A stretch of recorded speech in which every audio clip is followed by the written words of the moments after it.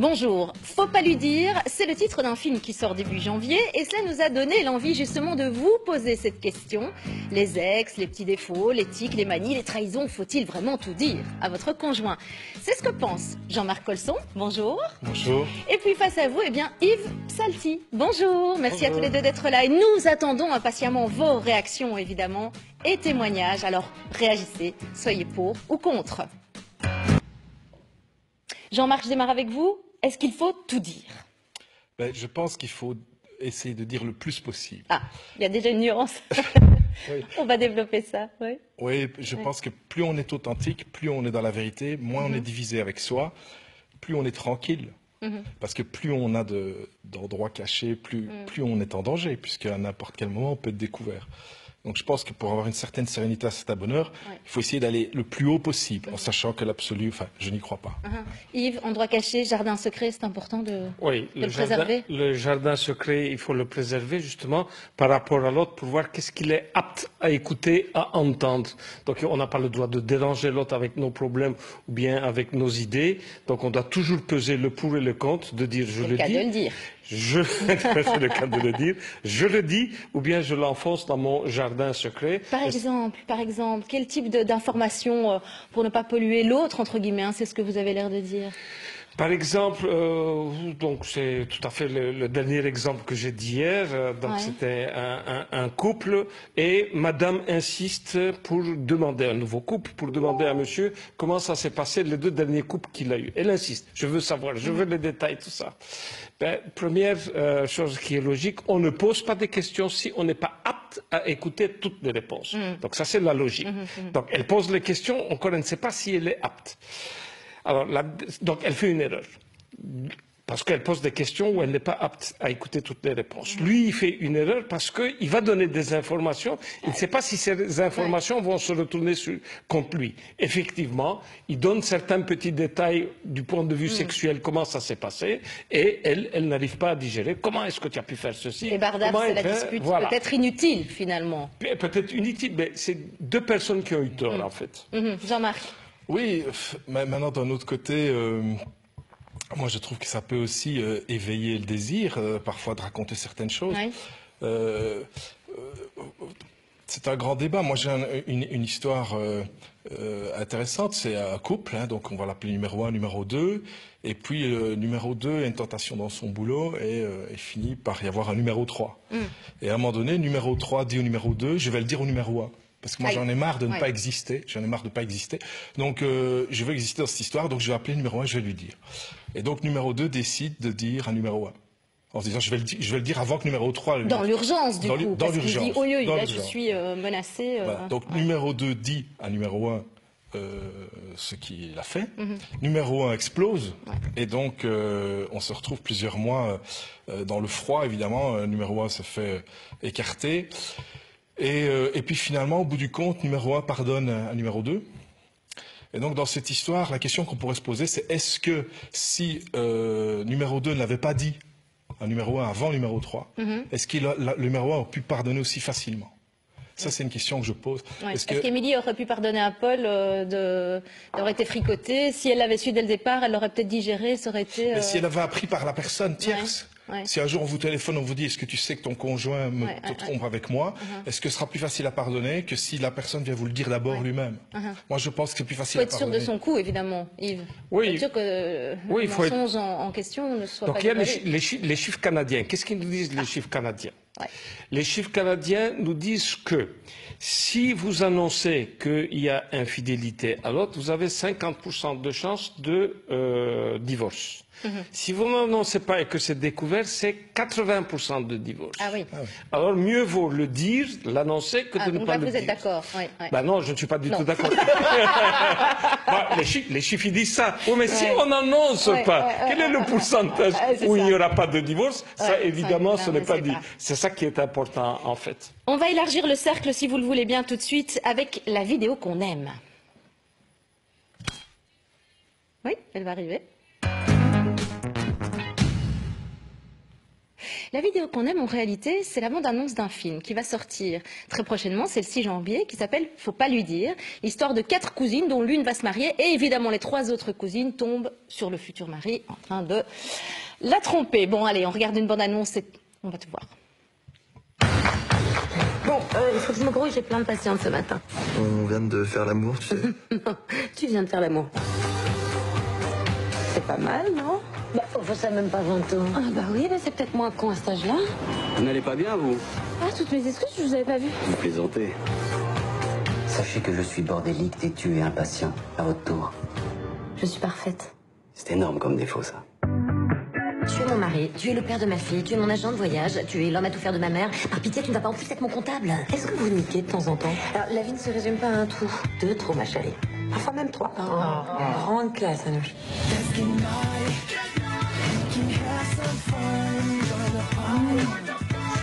Attention, tu vas attraper froid comme ça. Je crois que c'est le mariage qui l'angoisse. Laura, attends, laisse-moi juste t'expliquer. Faut que je te voie, c'est hyper urgent. Bon, on fait quoi? Ah, on la lui coupe. Je pense qu'il faut laisser une chance à ce mariage.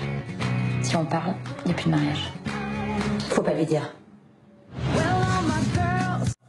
Voilà, alors, faut-il lui dire ou pas? C'est un exemple concret, je trouve ça sympa. On va prendre d'ailleurs dans quelques minutes Tania, l'une des actrices, par téléphone. Je voudrais vous faire réagir quand même par rapport à ce type de situation. Ben, oui, voilà, donc... je reviens à ce que je disais tout à l'heure. Que va-t-il se passer quand la cousine, enfin la personne principale qui va se marier va l'apprendre? Comment va-t-elle vivre la relation avec ses cousines et comment va-t-elle vivre la relation avec son conjoint si elle est la dernière à l'apprendre? Là, je pense on a l'impression qu'on est un peu le dindon de la farce parce que tout le monde le sait sauf nous. Tout à fait. Oui. Je pense que fondamentalement, au fond de nous, on peut pardonner la tentation, on en a tous, et personne n'est blanc. Mais par contre, quand tout le monde sait et que vous êtes le dernier à savoir, ça c'est plus difficile de passer au-dessus. Hein. Évidemment, si tout le monde le sait, évidemment, là, dans ce cas-là, mieux vaut dire soi-même à la personne que d'autres personnes lui rapportent. Mais bon, si personne ne le sait et si le couple va bien marcher par la suite, on n'en sait rien. Ça peut être un moment d'égarement. Ça peut être un moment d'égarement, ça peut être, donc c'est un ancien, donc ils vont faire un couple. Peut-être qu'il est en train de terminer son ancien couple, qu'il va complètement terminer, il va faire le deuil pour le nouveau couple. On n'en sait strictement rien. Donc ces 3 filles n'ont pas à mettre le nez là-dedans et annoncer parce qu'ils ne savent pas comment ça va se terminer cette histoire. Allez Tania, vous êtes avec nous. Merci de nous rejoindre.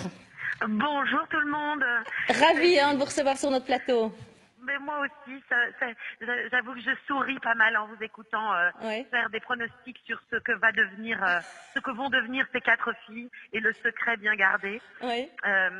On verra la suite évidemment sur grand écran, très vite. Oui, ça sort le 4 janvier et donc évidemment, messieurs, je vous conseille d'aller voir le film pour savoir ce qu'elles vont finir par faire. Ne nous dites surtout rien, Tania. On ne veut pas connaître la suite. Alors, par contre, vous êtes là pour nous dire ce genre de sujet, ça vous a touché quand on vous a proposé le scénario? C'est quelque chose, voilà. Mais bien sûr, parce que quelque part, on ment tous un petit peu.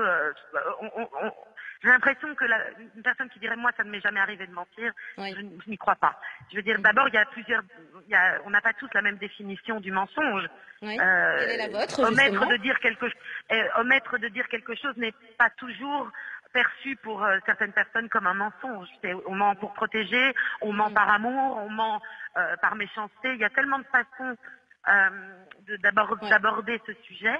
En tout cas, ce qui est sûr, c'est que dans le film, si elles mentent, c'est vraiment pour protéger telle qu'elle est. Voilà, elles protègent leur petite cousine et elles pensent que c'est ce qu'il y a de mieux à faire à ce moment-là. Moi, personnellement, ma petite technique, en tout cas, ça m'est arrivé une seule fois, je dirais en amitié, d'apprendre votre moitié. Une amie à moi. Ah non, pas par rapport à votre propre moitié. Non, d'apprendre qu'une amie à moi était trompée. Et donc, ce que moi j'ai fait en tout cas, c'est d'abord savoir si c'était juste une fois comme ça, parce que j'avais pas envie de briser un couple si elle ne l'apprend jamais. Effectivement, je me dis que c'est certainement pas à moi de m'en mêler et que peut-être ça peut être ça peut être un coup de folie une fois. Mais par contre, si ça se reproduit et qu'effectivement les dindons de la farce et que mon ami est humilié parce que ça se reproduit, à ce moment-là, je l'appelle lui et je lui dis, ou tu lui dis toi, ou c'est moi qui le dis. Ah oui, ça c'est une bonne idée, en effet. Ouais, Yves a l'air plutôt content de cette proposition, de cette petite astuce. Mais c'est lui aussi à discuter, il ne faut pas le dire parce que... Ou bien lui a ses propres arguments. Ses propres arguments, parce que ce n'était pas important ce que tu as vu, c'était un truc de passage, et en plus il ne s'est rien passé. Mais un truc de passage, plus d'une fois, moi je ne crois pas. Voilà. C'est plusieurs passages, on va dire. Voilà, un truc en passage, on peut encore la faire, mais de plusieurs passages, là il va falloir vraiment qu'il sorte des arguments lourds. Merci Tania en tout cas pour votre... Merci d'être venue sur ce plateau. Vous êtes la bienvenue quand vous voulez, si vous voulez réagir tout le long. N'hésitez surtout pas. Merci, à bientôt. Et puis, que tout se passe bien pour la sortie. Hein, donc, il ne faut pas le dire. Une réaction, merci. Mais de nouveau, c'est encore la même chose. C'est de nouveau... quand il va lui dire, parce que son ami lui a dit, tu lui dis avant, que je lui dise, la personne se dit, mais tu me l'aurais jamais dit si mon ami t'avait pas menacé. Donc en quoi puis-je avoir confiance en toi, etc., etc. Donc voilà, moi je trouve que ça peut être intéressant quand on fait une incartade une fois, de se poser vraiment la question, de dire finalement, est-ce que ça serait pas mieux de dire voilà, j'ai une tentation, j'ai fait une bêtise, je suis désolé.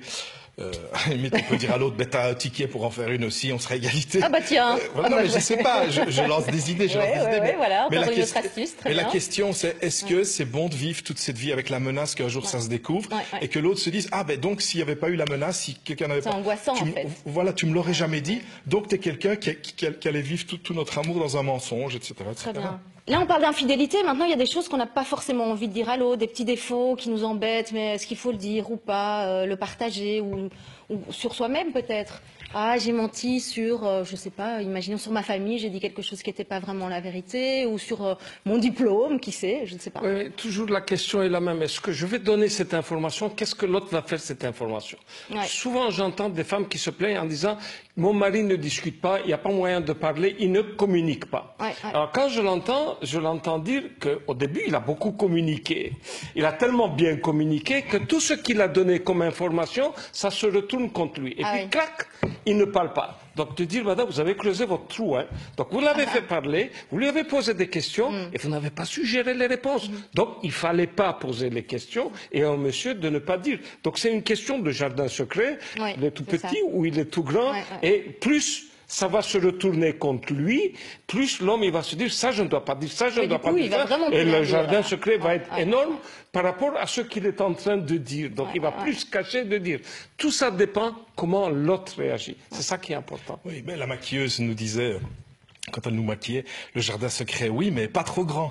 C'est ça. Donc, voilà, donc je pense que c'est une question... Mais est-ce qu'on peut dire les choses, vous êtes d'accord, par exemple, il y a quelque chose qui vous ennuie particulièrement chez votre moitié, je sais pas moi, un détail, un titre, quelque chose, et vous avez envie de lui dire, mais vous lui dites vraiment au risque de la vexer ou de la mettre mal à l'aise? Mais je vais donner une conférence sur l'intégrité en janvier, et dans l'intégrité, qui est pour moi une source pour avoir une vie vraiment épanouie, dans laquelle on réalise ses rêves, je base beaucoup de la parole aussi, je parle de la parole. Et la parole, plus elle est vraie, plus elle est fiable, plus elle donne confiance, plus elle enjoint les autres à fonctionner. Donc je pense, oui, moi je suis avec mon épouse, il y a quelque chose qui m'ennuie, ben, je vais lui dire, mais il faut le dire au bon moment, avec douceur. Trouver les bons mots, mais c'est pas toujours évident pour tout le monde. Hein. C'est clair, mais c'est pour ça qu'il y a des coachs et des psys et des tas de gens. Oui, voilà. Et votre conférence, c'est sur l'intégrité, ce sera en début janvier. C'est être authentique, quoi. Oui, je prends tout à fait l'authenticité, mais de nouveau, avec un curseur, il n'y a pas d'absolu, il faut essayer de monter en sachant qu'on n'arrivera jamais tout en haut, on peut juste essayer de grimper. La régie me dit que Guylain souhaiterait intervenir. Oui, bonjour. Fanny, bonjour à vous. Bonjour Guylain, merci de nous rejoindre sur le plateau. Vous aviez un sentiment à partager avec nous, un témoignage? Oui, mais dans le sens où, bon, moi je suis absolument pour de dire la vérité, parce que entre un couple, si vous ne l'avouez pas, de toute façon, tôt ou tard, vous allez l'apprendre. Donc, moi, je préfère un bon dialogue entre quatre yeux, quitte, comme on dit chez nous, percer l'abcès, et après on verra ce qui se passe, parce que de toute manière, tôt ou tard, l'autre personne va la prendre. Alors, Vous l'avez expérimenté, Guylain, vous-même? Vous avez une expérience? Disons que j'ai une expérience, c'est-à-dire, bon, personnellement, je dis toujours la vérité, et les résultat des courses, ça s'est retourné contre moi. Voilà. Merci. Donc, de toute manière, si ça devait casser, ça devait casser. Oui, c'est ça. On va repartir à zéro, qu'une personne honnête, qu'on discute entre quatre yeux. Très bien. Après, le dialogue, c'est important dans un couple. Merci. Merci, Guylain, pour votre message, en tout cas. Merci d'avoir participé à notre émission. À très bientôt. Merci. Oui. Évidemment, ça dépend de ce qu'on dit et ce qu'on ne dit pas. Moi, j'ai donc des gens qui viennent, ils ont une mauvaise conscience. Disons que l'homme a une mauvaise conscience. Il a une mauvaise conscience parce qu'il a été voir ailleurs. Et pour sa mauvaise conscience, il vient lui expliquer. Et moi, je dis toujours, non, il ne faut pas expliquer. Je vais vous donner la raison, parce que c'est une raison de vécu. J'avais une vingtaine d'années. Mes parents avaient des amis, et donc des gens beaucoup plus âgés que moi, d'une autre génération. Et monsieur vient un jour raconter à sa femme, voilà, j'ai eu une incartade, j'ai une petite copine, tout ça. Elle dit rien. Il y a 40 ans, quoi. Il a 40-45 ans. Lui, il avait 40-45 ans. Il explique à sa femme, voilà, j'ai fait ceci, j'ai fait cela. Elle ne dit rien, elle dit rien. Et puis, elle lui demande, tu as terminé? Oui, j'ai terminé. Elle se lève, elle ouvre la fenêtre, 5e étage, elle se jette et elle se tue. Oh mon Dieu, c'est horrible. Juste pour cette raison. Juste, ça c'est quelque chose qui m'a énormément marqué. Juste pour cette raison, je dis, vous ne faites pas, vous ne savez pas la réaction de l'autre. Elle s'est tuée. Alors lui, comment il va vivre? Donc, cette histoire s'est passée il y a une trentaine d'années. Ce type-là, d'un hôpital psychiatrique à un autre hôpital psychiatrique. Donc, juste, c'était pour sa conscience. Il fallait y penser, monsieur, avant. Donc, qu'est-ce que je vais faire avec ma conscience? Je ne vais pas être tranquille. Ben, tu n'y vas pas voir ailleurs. Donc, c'est tout simple. Donc, quand on donne une information, qu'est-ce que... Ici, les copines. Ah, moi, à ma meilleure copine, je dois le dire. Ta meilleure copine, elle est sur la route, elle se tue, et elle se suicide. Qu'est-ce que tu fais avec ça? Comment tu vas vivre avec ça? Mais les gens, ils ne réfléchissent pas. C'est vrai que ça peut aller loin, en effet. Si on est de très bons amis, je dois le dire, les bons amis. Oui, mais ce que je disais, ça dépend. Il faut emballer, il faut dire ça au bon moment, et il ne faut pas, surtout pas en public, parce qu'en public, il y a une humiliation supplémentaire, etc., etc. Pour lui, il y avait une prescription, j'imagine. La question dans cette histoire, c'est, elle l'aura appris par une tierce personne. Est-ce qu'elle aurait aussi sauté par la fenêtre ou pas? Ça, bon, est-ce que la fin de l'histoire aurait été... Et si elle ne l'avait jamais su, voilà, c'est la question qui se pose. Oui, bien sûr, et si elle ne l'avait jamais su, ok. Mais ça, là, on prend aussi des risques, on ne sait pas. Voilà, je voudrais juste un petit Facebook, très rapidement, et ce sera la dernière minute, un petit Facebook. Voilà, alors, mieux vaut un pieux mensonge qu'une méchante vérité, et vous allez conclure, c'est la dernière minute. Mais je vais chez vous, du coup, Yves. Mieux vaut un mensonge qu'une méchante vérité. D'abord, ne posez pas de questions si vous n'êtes pas capable d'écouter toutes les réponses. Première des choses.